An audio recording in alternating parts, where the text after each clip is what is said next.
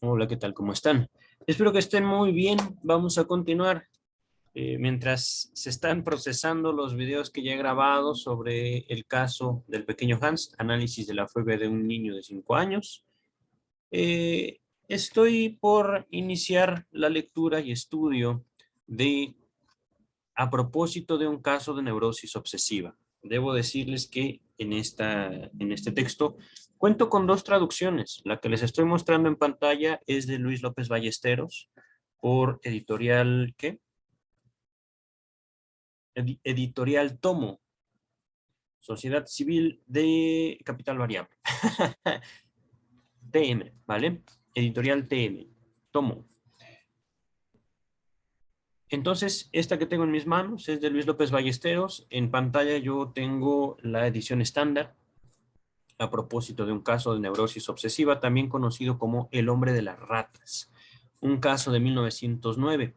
En este video voy a compartir con ustedes la nota introductoria por James Strachey y la introducción por Sigmund Freud y un pequeño paréntesis que ahorita quiero dejarlo para el final. O bueno, entre estos dos textos, entre Strachey y Freud, les voy a comentar una cosa. Voy a saltarme las ediciones en alemán, las traducciones en castellano. Esas, si ustedes gustan consultarlas, están en el tomo 121 del volumen 10, ¿vale? Perdón, la página 121 del volumen 10. Dice James Strachey, Freud inició el tratamiento de este caso el 1 de octubre de 1907, durante dos reuniones completas de la Sociedad Psicoanalítica de Viena, las del 30 de octubre y 6 de noviembre de ese año, 1907, presentó un informe sobre sus comienzos que fue seguido de un debate. Un comentario de las actas de estas dos sesiones fue ministrado por Federn, no sé quién sea Federn, en 1948, quien empero da incorrectamente como fecha de la segunda de estas reuniones el 16 de noviembre. Ya saben, este es el trabajo de Strachey. No fue el 6, fue el 16. O no fue el 16, fue el 6. X. Fue en algún momento de noviembre de 1907. Más adelante, en las reuniones del 20 de noviembre de ese mismo año, 1907, y el 22 de enero y 8 de abril de 1908, Freud presentó a la sociedad breves informes sobre aspectos del historial. Un informe más extenso fue expuesto por él en el primer Congreso Psicoanalítico Internacional, realizado en Salzburgo el 27 de abril de 1908. Según Ernest Jones, el biógrafo oficial de Freud, que se hallaba presente, su disertación en esa época duró 4 horas. Una breve síntesis de esta por Otto Rank, publicada un año después que el historial clínico en su forma definitiva, se hallará en el texto Central Blatt for Psychoanalysis, volumen 1, 1910. Página 125 a la 126, ese no sé dónde está, pero bueno, ese no lo tengo. Vamos a continuar con el texto. No obstante, en momentos de celebrarse el Congreso, el tratamiento en modo alguno había terminado, pues de acuerdo con lo que Freud nos dice aquí, véase página 147, se prolongó durante casi un año. En el verano de 1909 preparó el historial para su publicación. Una carta a Jung nos da noticia de que esto le llevó un mes, enviándolo finalmente a la imprenta el 7 de julio de ese año. Han sobrevivido los apuntes originales de la primera parte del tratamiento que Freud escribía día tras día a medida que aquel avanzaba y que le sirvieron de base para la publicación del caso. Se los hallará al final de este volumen, junto con algunos datos explicativos que tal vez ayuden al lector a seguir la complicada historia de este paciente. Véanse páginas 195 y siguientes. Viene la nota pie de página número 1, que nos dice Strachey. En todas las ediciones anteriores, en una oportunidad se hace referencia al paciente como Teniente H y al Capitán Cruel, entre comillas, como Capitán M, también entre comillas, a fin de hacer concordar las iniciales con los nombres escogidos en los apuntes originales, entre comillas, es decir, esos textos se han cambiado por L y N respectivamente. Ok, esto es simplemente una nota histórica. Aquí finaliza la introducción o la nota introductoria por James Strachey. Estamos en la página 122. Y antes de comenzar con el texto de Freud, quería compartirles. Así como busqué al final del caso Hans, el pequeño Hans, o análisis de la fobia de un caso de un niño de 5 años, quise buscar imágenes del paciente real, quién había sido el hombre de las ratas. Para eso, por supuesto que me valí de Google y busqué en imágenes Google y encontré lo siguiente. Quiero compartir con ustedes. Fíjense, este es un retrato, también lo tengo aquí en mi volumen, ahí está, es el mismo que les estoy mostrando en pantalla, es un retrato del paciente, por supuesto encontré su biografía en Wikipedia, pero fíjense una cosa, esta imagen también llamó mucho mi atención.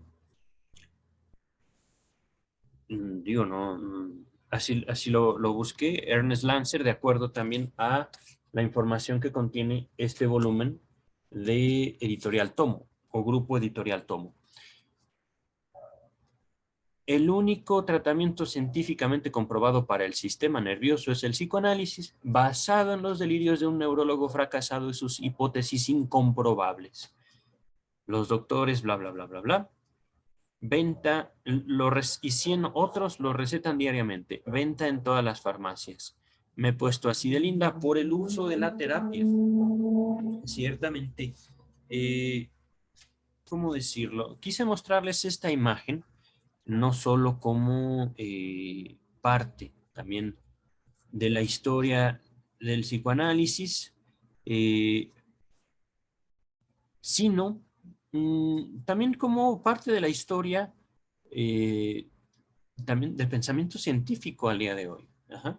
Fíjense, esta otra también me llamó la atención y de hecho abrí esta página, Las mentiras del psicoanálisis, creo que está por acá. Sí, aquí está.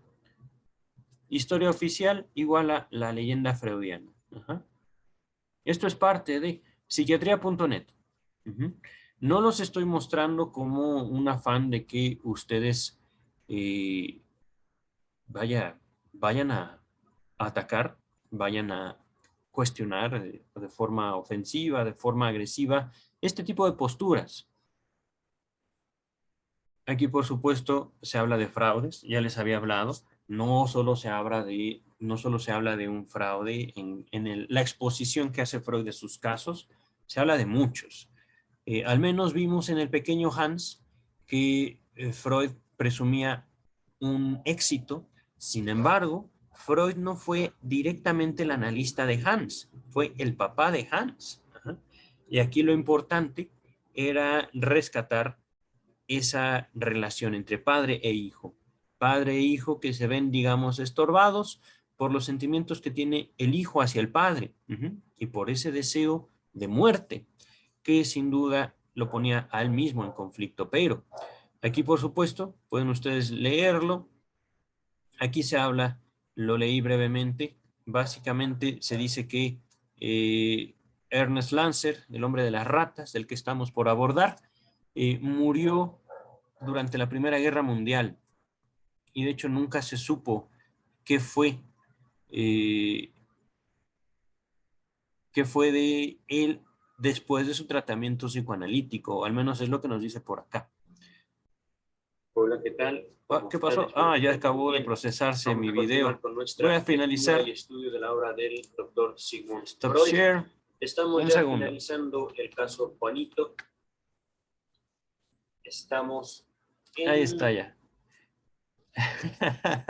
Ya ven, uno trabaja mientras la computadora trabaja.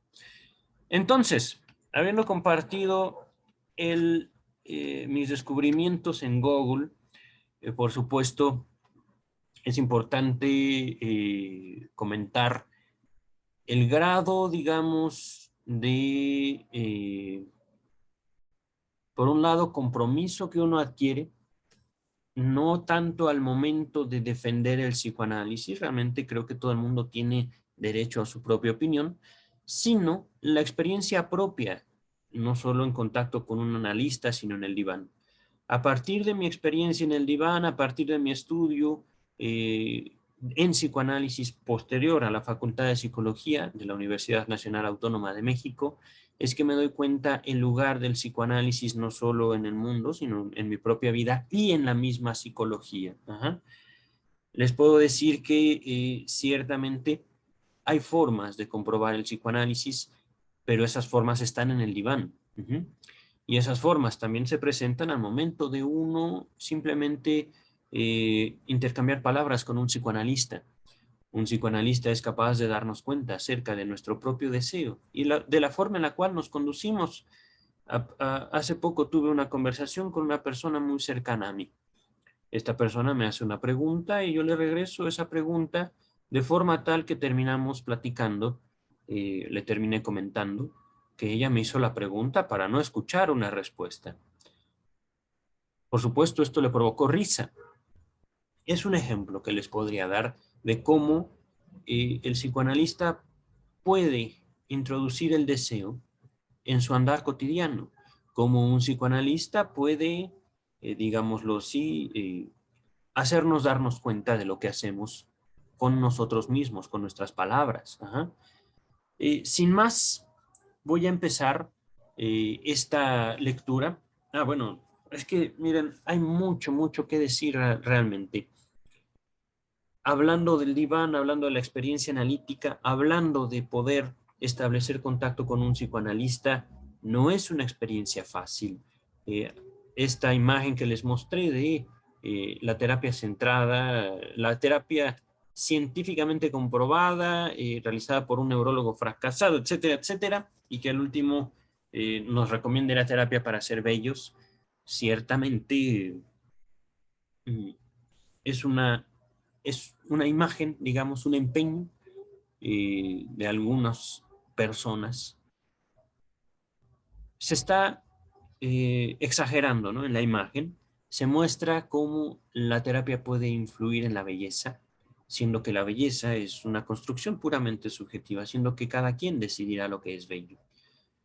La terapia se compone o se propone como una alternativa social, académica o fruto de la academia para procurarnos un bien, curiosamente sin considerar lo que nosotros entendemos como bien o lo que incluso podría ser bueno para nosotros en un momento dado en contra de nuestros propios deseos.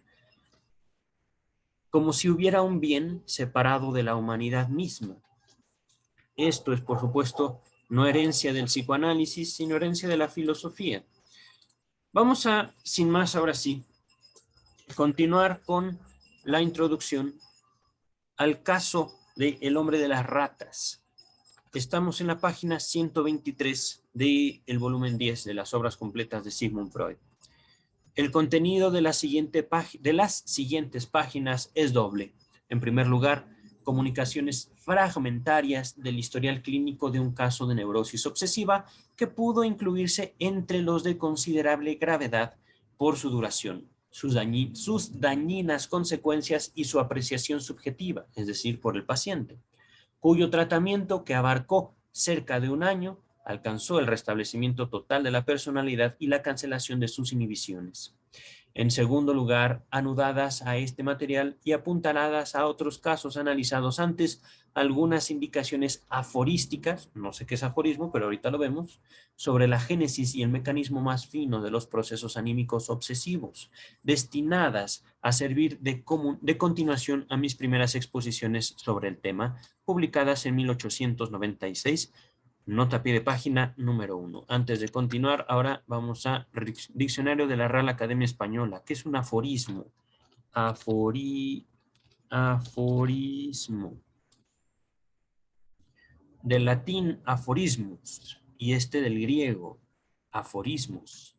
Máxima o sentencia que se propone como pauta en alguna ciencia o arte. Ok, una pauta, digámoslo así.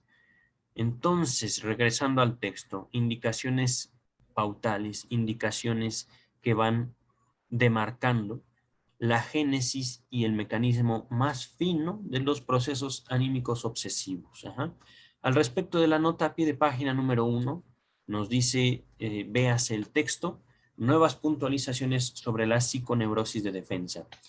En la sección 2 se habla de la naturaleza y el mecanismo de la neurosis obsesiva. Esto ya lo leímos en el volumen 3. Les voy a dejar el enlace al final del video. Volumen 3, página a la 174. Ok. Entonces,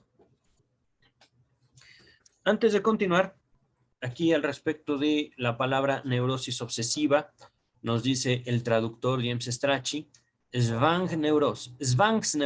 Estoy latinizando el alemán, ¿vale?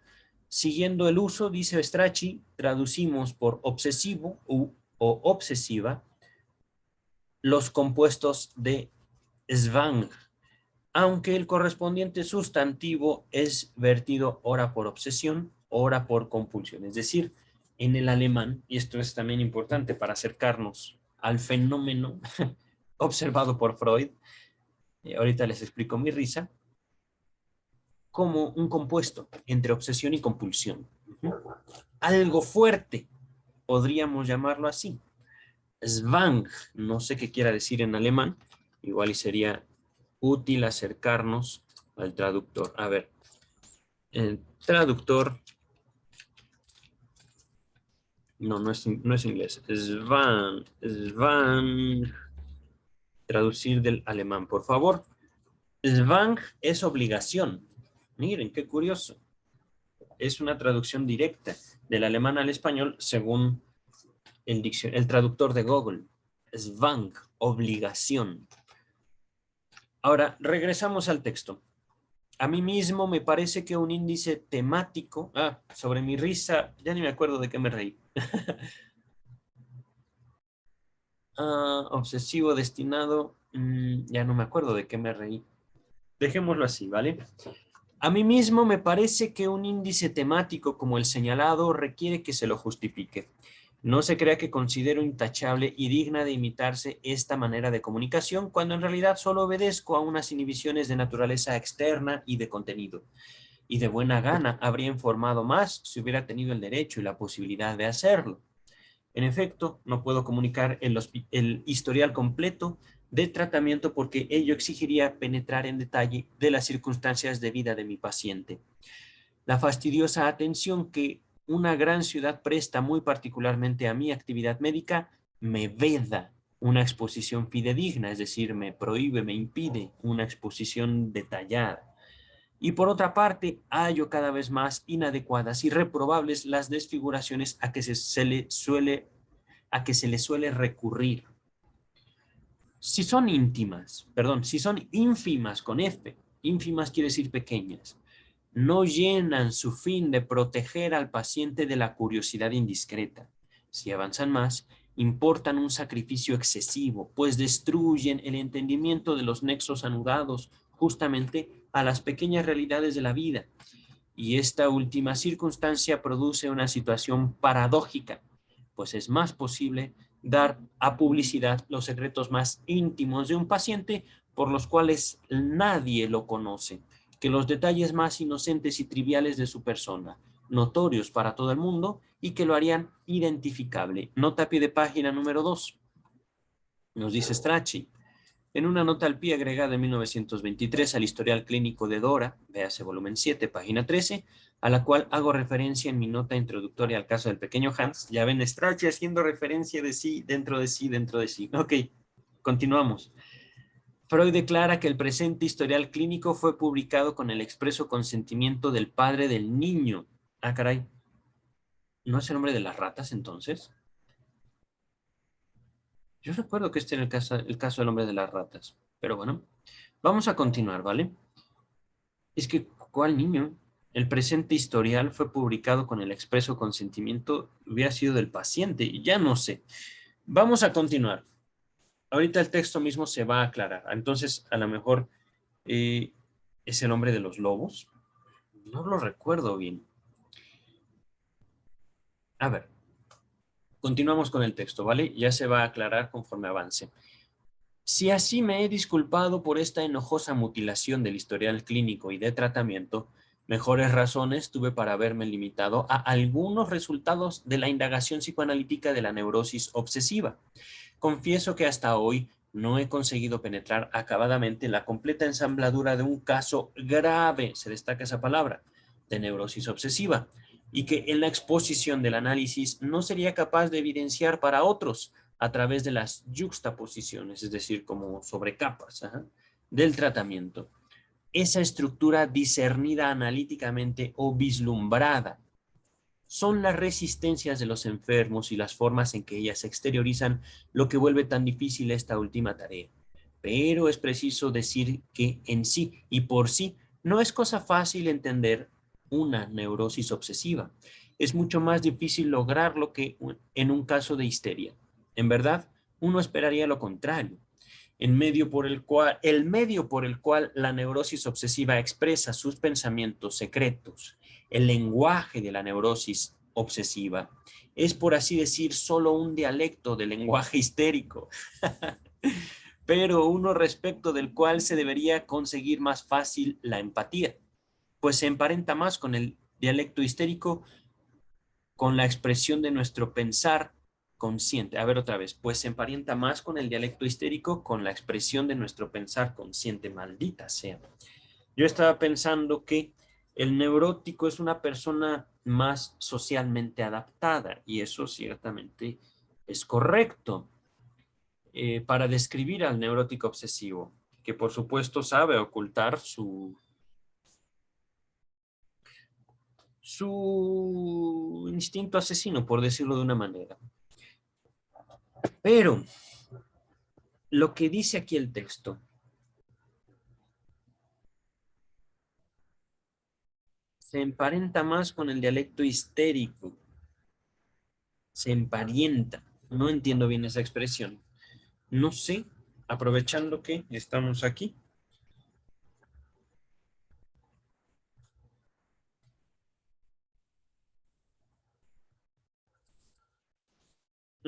Estamos apenas empezando. Es el primero, segundo, tercer párrafo.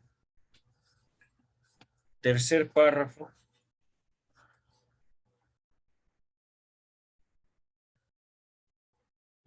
Miren. Debo reconocer, en efecto, que todavía no he conseguido desentrañar sin residuo alguno la complicada estructura de un caso grave de neurosis obsesiva y también que no me sería posible evidenciar a través de los estratos del tratamiento y con una exposición detallada del análisis tal estructura analíticamente descubierta o sospechada, pues la resistencia de los enfermos y la forma en que se exteriorizan hacen dificilísima semejante labor expositiva. Pero además ha de tenerse en cuenta que la comprensión de una neurosis obsesiva no es nada fácil y desde luego mucho más difícil que la de un caso de histeria. A primera vista, más bien nos inclinaríamos a suponer lo contrario.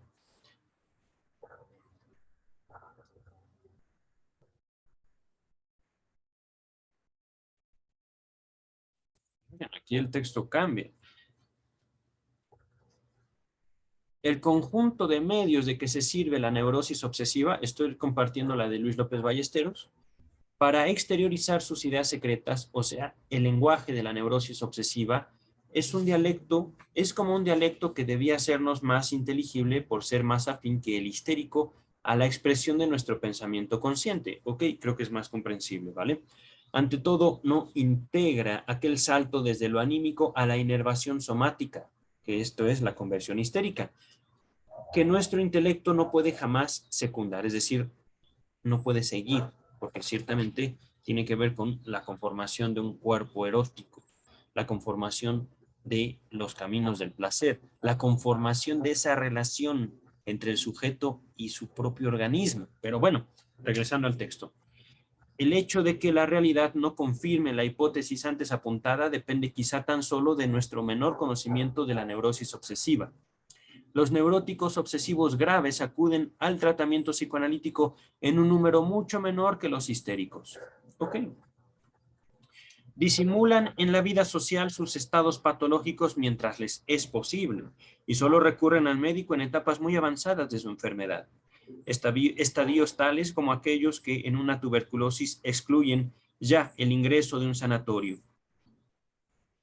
Elegimos esta comparación porque en la neurosis obsesiva grave o leve, pero tempranamente combatida, pueden señalarse como en aquella otra dolencia crónica infecciosa, la tuberculosis, toda una serie de brillantes éxitos curativos. Ok.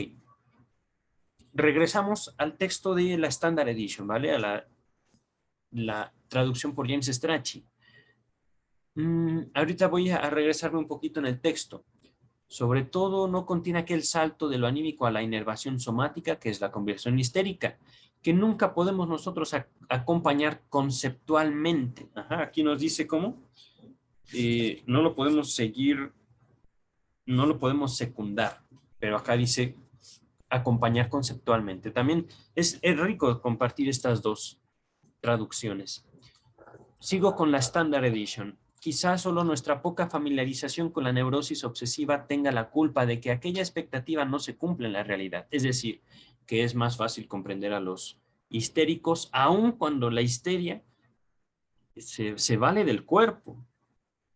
Los obsesivos tienen para sí mismos una forma de dialogar, una forma de construir y relacionarse con su propio lenguaje un tanto más oscura que los histéricos. Ajá. O podría pensar que los obsesivos niegan el placer. Ahorita se me ocurre esto. Por supuesto lo tienen. Por supuesto existe el placer y les da sentido a su vida, pero ellos lo niegan. Es decir, dicen que eso no ocurre. Continuando con la Standard Edition. Los neuróticos obsesivos graves se someten a un tratamiento analítico más raramente que los histéricos. También en la vida de relación disimulan sus achaques todo el tiempo que pueden y suelen acudir al médico solo en estadios de su enfermedad tan avanzados que, si se tratara de una tuberculosis pulmonar, por ejemplo, excluirían su admisión en un sanatorio. Es decir, están pero tan enfermos de neurosis obsesiva que ya básicamente no solo son incurables, sino están a punto de morir.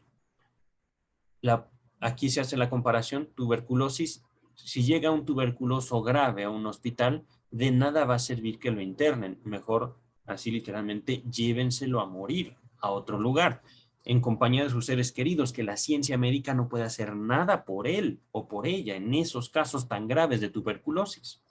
Sin embargo, lo que vemos aquí es esta comparación que hace el doctor Freud para describir los casos graves de neurosis obsesiva. Aquellos que yo les digo niegan, no es que no tengan placer en su vida, ellos lo combaten, ellos, digámoslo así, lo cancelan en su decir, en su palabra, pero de que está ahí el placer, lo está, que suele ser un placer más masoquista que sádico. Pero ahorita vamos a continuar. El texto dice, el texto de la Standard Edition dice, y acerco esta comparación entre la neurosis obsesiva y la tuberculosis pulmonar. Además, porque en los casos de neurosis obsesiva leves o graves, pero combatidos temprano, podemos apuntar lo mismo que respecto de aquella enfermedad infecciosa crónica, una serie de brillantes éxitos terapéuticos. En otras palabras, el caso que estamos a punto de estudiar, no sabemos en este punto si es el hombre de las ratas o el hombre de los lobos, ya lo veremos. Es un caso de neurosis obsesiva grave. Finaliza esta introducción con estas palabras. En tales circunstancias, no resta otra posibilidad que comunicar las cosas de manera imperfecta e incompleta, en que uno las conoce y por añadidura tiene permitido decirlas. Los jirones de discernimiento que aquí se ofrecen, laboriosamente obtenidos, pueden parecer poco satisfactorios en sí mismos, pero acaso sean retomados por el trabajo de otros investigadores. El empeño conjunto consiga el logro que es quizá demasiado difícil para un individuo solo. Fin de la introducción. Estamos en la página 125.